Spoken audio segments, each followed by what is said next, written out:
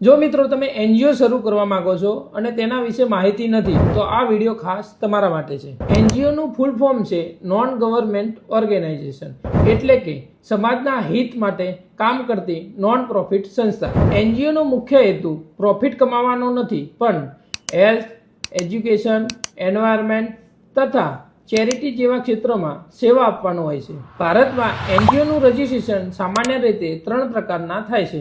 પહેલું છે public charitable trust, જે ટ્રસ્ટ ડીડ દ્વારા રજિસ્ટર થાય છે। આ ટ્રસ્ટનો મુખ્ય હેતુ ચેરિટી, સ્કૂલ, હોસ્પિટલ તથા સોશિયલ એક્ટિવિટીનો હોય છે। બીજું છે society registration. Society registration members દ્વારા મેનેજમેન્ટ કરવામાં આવે છે અને તેનો મુખ્ય હેતુ social activity, research activity, educational activity તથા કલ્ચરલ એક્ટિવિટી માટે કરવામાં આવે છે। ત્રીજું છે સેક્શન 8 કંપની રજિસ્ટ્રેશન। આ રજિસ્ટ્રેશન કંપની એક્ટ દ્વારા કરવામાં આવે છે। આ રજિસ્ટ્રેશનનો મુખ્ય હેતુ લાર્જ ફંડિંગ અને મોટા પ્રોજેક્ટ કરવા માટે થાય છે। આપણે વાત કરી એનજીઓના પ્રકારની।